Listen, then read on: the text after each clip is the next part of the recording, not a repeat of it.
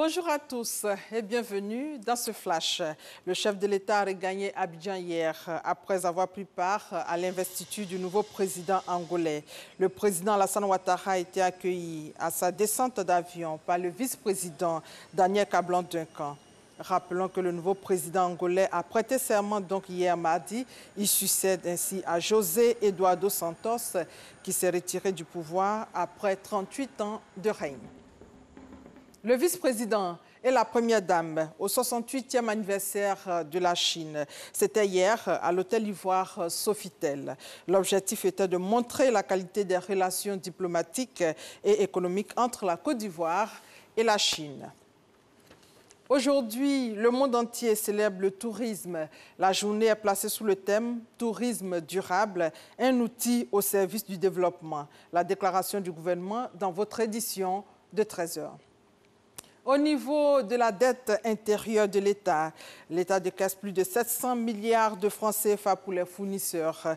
L'annonce a été faite hier par le ministre de l'Économie et des Finances au cours d'une cérémonie de remise de documents attestant des paiements effectués en faveur des entreprises. Également à 13 h, le reportage complet de Jean-Jacques Kwame Alla.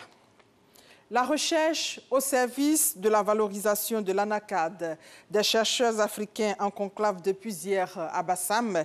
Il s'agit de permettre à tous les acteurs de la chaîne de valeur de l'ANACAD d'exploiter tout le potentiel de ce secteur d'activité. On fait le point avec Noé Nyagno. Leader de la production et de l'exportation du cajou, la Côte d'Ivoire, à travers le premier colloque international d'échange scientifique sur l'ANACAD, CIESA, prend le leadership de la recherche pour cette spéculation grosse d'opportunités. La coque peut être transformée en carburant, peinture, bombe, bitume, plus de choses que même nous n'imaginons pas aujourd'hui. Les feuilles et les pommes comme produits pharmaceutiques, les bois d'anacarde.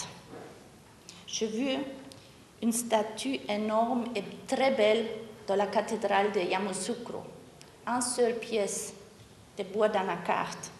Seulement voilà, des obstacles plombent encore l'exploitation de toutes ces opportunités. La faiblesse des rendements, en moyenne 400 kg contre 1000 kg ailleurs, et le faible niveau de valorisation des produits de l'ANACAD, taux de transformation inférieur à 10%. Relever ces défis et donner à cette spéculation toute sa valeur ajoutée aux économies africaines. Voilà qui explique la tenue de ce colloque. Des scientifiques venus de 5 pays vont contribuer à l'intensification agroécologique de la production du cajou en Afrique. Les producteurs ont besoin de plans améliorés. Au niveau de la transformation, l'essentiel des équipements de transformation nous viennent d'ailleurs. Les transformateurs n'ont pas de pièces de rechange.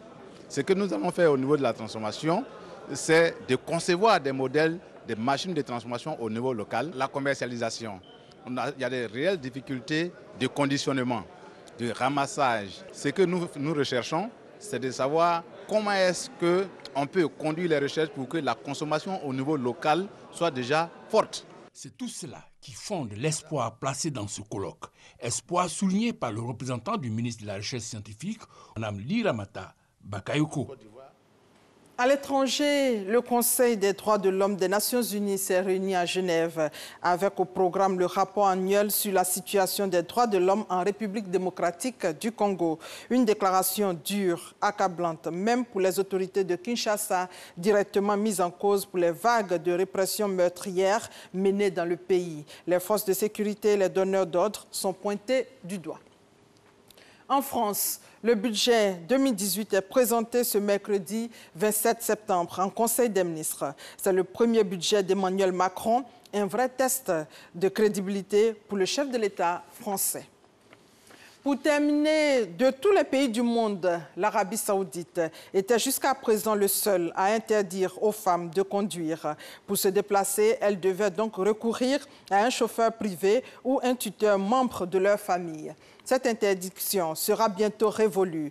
Dans un décret publié hier, le roi Salman ordonne de permettre d'accorder le permis de conduire aux femmes donc en Arabie Saoudite. La mesure doit entrer en vigueur en juin 2018. Et voilà, c'est la fin de ce flash. On se retrouve à 13h. Merci de votre fidélité.